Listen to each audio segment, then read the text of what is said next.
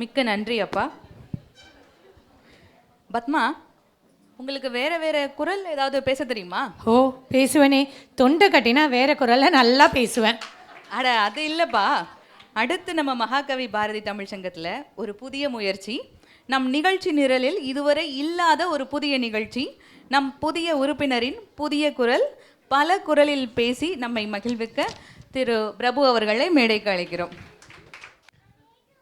அனைவருக்கும் வணக்கம். ஒரு சின்ன பலக்குரல் நிகழ்ச்சி. அவங்க சொன்ன மாதிரி தலைப்பு என்ன அப்படின்னா, நம்மளோட மகாகவி தமிழ்ச்சங்கத்தோட அந்த ஆண்டு விழாவில் நம்ம தமிழ் நடிகர்கள்லாம் ஒரு சிறப்பு விருந்தினராக கலந்துக்கிட்டா அவங்களுக்குள்ள என்ன ஒரு கலந்துரையாடல் ஏற்படும் அப்படிங்கிறது தான் இந்த கான்செப்டு. இப்போது இந்த பூ உலகில் இல்லாத நடிகர்களும் இதில் இருப்பாங்க. இது வெறும் நகைச்சுவைக்கு மட்டும்தான், இது யார் மனசையும் புண்படுத்துவதற்கு இல்லை. அல்டிமேட் ஸ்டார் அஜித் குமார்லேருந்து நம்ம சாலமன் பாப்பையா வரைக்கும் எல்லோரும் எப்படி டிஸ்கஷன் பண்ணுறாங்க, கலந்துரையாடுறாங்க அப்படிங்கிறது தான் கான்செப்ட்டு. முதல்ல நம்ம அல்டிமேட் ஸ்டார் அஜித் அவர்கள் பேச ஆரம்பிக்கிறாரு.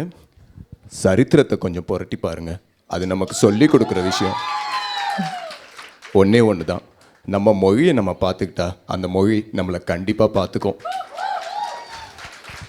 அந்த மாதிரி நம்ம மொழிக்கு வளர்க்கணும்னு சொல்லிட்டு பார்க்குற நம்ம மகாகவி தமிழ்ச்சங்கத்தோட ஆண்டு விழாவில் கண்டிப்பாக அவங்கள பாராட்டி நம்ம பேசணும். மிஸ்டர் பார்த்திபன், நீங்கள் என்ன பேசலான் இருக்கீங்க? நான் என்ன பேச போகிறேன் அப்படின்னு கேட்டிங்கன்னா, நான் என் மனசில் தோணுனதை பேசுவேன். ஆனால் மனசில் தோணுனதெல்லாம் பேச மாட்டேன். பட்டு பட்டுன்னு பேசுவேன், சில சமயம் பட்டும் படாமலும் பேசுவேன்.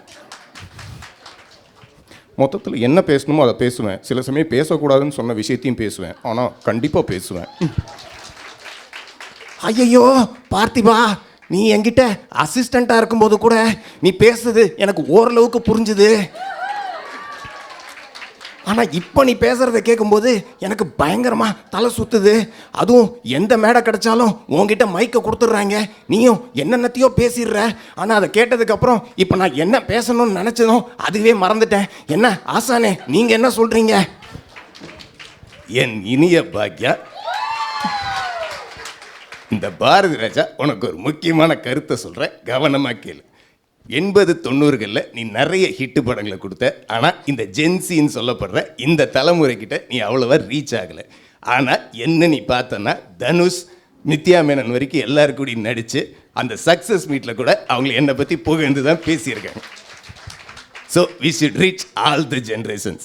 நம்ம பிரகாஷ் ராஜை பார்த்தோன்னா இப்போ வரைக்கும் எல்லா ஜென்ரேஷனும் அக்செப்ட் பண்ணிக்கிற ஒரு சூப்பர் வில்லனாக இருக்கார். சார் அருமையாக சொன்னீங்க சார்,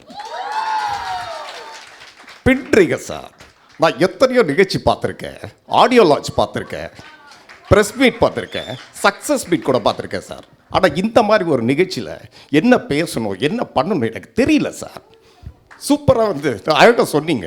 ஆனால் நான் என்ன பேசணும் அப்படிங்கிறத என் செல்லம் விஜய் கிட்ட கேட்கலான்னு இருக்கேன். செல்லம், என்ன பேசலாம் கொஞ்சம் சொல்ல. தெரியுங்கண்ணா, அடுத்து என்கிட்ட தான் வருவீங்கன்னு எனக்கு நல்லா தெரியும். வாங்கண்ணா, வணக்கங்கண்ணா, என் ஸ்பீச்சை நீ கேளுங்கண்ணா. டே டே டே டே டே பண்ணாட, என்ன பேசலான்னு ஐடியா கேட்டா அப்படி பாடி கடுப்பேத்துற. கடுப்பேத்துறவங்கிட்ட கம்முன்னு, உசுப்பேத்துறவங்கிட்ட உம்முன்னு இருந்தால் வாழ்க்கை ஜம்முன்னு இருக்கும். கான்ஃபிடென்ட்டாக இருங்க. உங்களுக்கு பேச தெரியாதா? நான் அந்த நிகழ்ச்சியில் நம்ம தமிழ்நாட்டோட வருங்காலத்தை பற்றி பேசலான் இருக்கேன். என்ன சூர்யா, என்ன சொல்கிறீங்க? ரொம்ப சந்தோஷமாக இருக்க, ரொம்ப பெருமையாக இருக்க. இந்த சூர்யாவை நீங்கள் நிறைய கலை நிகழ்ச்சியில் பார்த்துருப்பீங்க, வெள்ளித்திரையில் பார்த்துருப்பீங்க, ஜோவோட சில கல்யாணத்துலேயும் பார்த்துருப்பீங்க. ஆனால் இந்த நிகழ்ச்சி நிஜமாவே ரொம்ப புதுசாக இருக்குது. அப்பா கூட காத்தால சொன்னார், புறநானூறு அகநானூர்லேருந்தெல்லாம் பேசு அப்படின்னு சொல்லி சொன்னார். ஜோ கூட குழந்தைங்களுக்கு ஏற்ற மாதிரி ஏதாவது யூஸ்ஃபுல்லாக பேசுங்க அப்படின்னாங்க. ஆனால் என் மனசுக்கு ரொம்ப பக்கத்தில் நெருக்கமாக இருக்கிற ஒரு விஷயத்த நான் பேசலான் இருக்கேன். பாடி பில்டிங் அண்ட் 6 பேக்ஸ் பற்றி நான் பேசலான் இருக்கேன். என்ன விசு சார் ஏதோ சொல்ல வர மாதிரி இருக்கு, என்ன சொல்கிறீங்க? சபாஷா கண்ணா, ரொம்ப பெருமையாக இருக்கடா கண்ணா. இது தெரிஞ்சுதான் நானே ஒரு தலைப்போட வந்துட்டேன்டா. குடும்பத்தில் ஒரு சண்டை ஏற்பட்டா கோடு கிழிக்க வேண்டியது குறுக்கிலாம் நெடுக்கிலான்ற டைப்போட வந்திருக்கேன்டா. என்ன mister Chidambaram, sorry mister Raghuvaran, என்ன சொல்ல வரீங்க? இதோ பாருங்க mister Ammaiyappan, sorry mister Visu sir, இன்னும் நீங்கள் இந்த அம்மையப்பன் மோட்லேருந்து வெளியில் வரலையா? இங்கே அவன் இந்த குழந்தைங்களே பட்டிமன்றம்லாம் நடத்த ஆரம்பிச்சாச்சு. நீங்கள் இங்கே வந்து இந்த அரட்டை அரங்கத்தெல்லாம் ஆரம்பிக்காது. மிஸ்டர் ரகுவரன், உங்களை வில்லனா மட்டுமே எல்லாரும் போட்டு படம் எடுத்த போது உங்களை ஹீரோவா வச்சு எடுத்து இந்த விசு கிட்ட பேசுறேன்னு தெரியலையா? தெரியல. அவசரத்துக்கு காஸ்டியூம் கிடைக்காம இருந்த போது எங்கேயோ தேடி கண்டுபிடிச்சு ஒரு தையல்காரனை பிடிச்சி உனக்கு காஸ்டியூம் போட்டு அழகு பார்த்த இந்த டைரக்டர் விசு கிட்ட பேசுறேன்னு தெரியலையா? தெரியல. இந்த டைரக்டர் விசு கிட்ட பேசுறேன்னு தெரியலையா? தெரியல. கோதாவரி, இந்த மேடைக்கு நடுவில் கோட்டக்கீடி சார், என்ன சார் நடக்குதுங்க?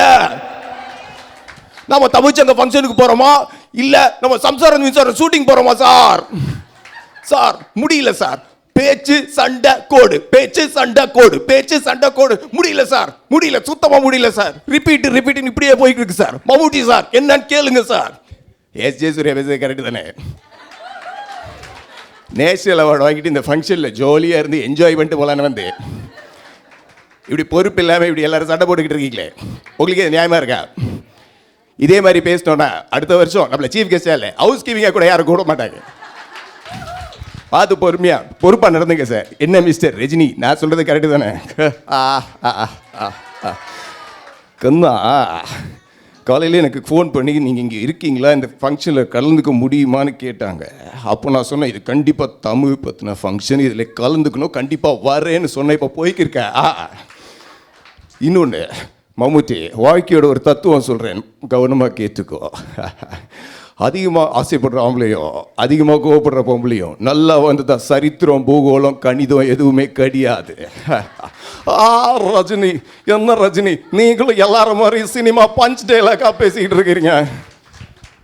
தமிழ் என்பது மொழி மட்டுமல்ல, அது ஒரு வாழ்வியல் ஆகும். மகாகவி பாரதியார் தமிழ்ச்சங்கத்தின் ஆண்டு விழாவில் தமிழை பிரதானமாக கொண்டு மையத்தில் எந்த சார்பும் இல்லாமல், அதன் பெருமை குன்றாமல், அதன் சிறப்பு மாறாமல் அதை நாம் செவ்வனை செய்ய வேண்டும் என்பதே என் திண்மையான கருத்து.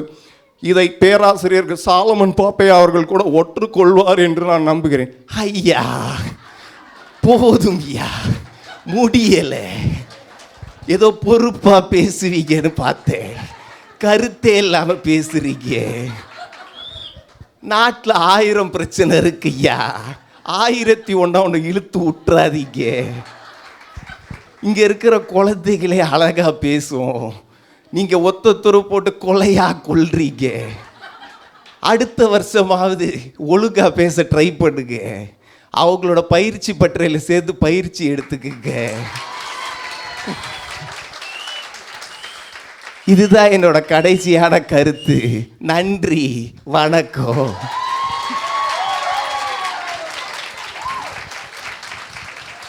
நன்றி. வாய்ப்பளித்த அனைவருக்கும், சாய்ராம் சாருக்கும், அது இவ்வளோ நேரம் எனக்கு கைத்தட்டல் கொடுத்து என்னை என்கரேஜ் பண்ண உங்கள் அனைவருக்கும் நன்றி. இது அந்த ஆக்டர்ஸ் மாதிரி பேசணுங்கிறனால 1-2 இங்கிலீஷ் வார்த்தை இதில் வந்திருக்கும், அதை மன்னித்து அருளவும். நன்றி, வணக்கம். ஆக மொத்தத்தில் நீங்கள் பேசுகிறத கேட்டு அடுத்து நாங்கள் பேசுகிறது என்னன்றது தெரியாமல் ஸ்கிரிப்டையும் மறந்துட்டோம், எங்கள் குரலையும் மறந்துட்டோம். ஆமாம். தமிழ்ச்சங்கத்தின் மேடையில் தடம் பதித்த திரு பிரபு அவர்களுக்கு நன்றி மற்றும் பாராட்டுக்கள். சிரிச்சு சிரிச்சு வயிறு புண்ணாயிடுச்சு ஐயா.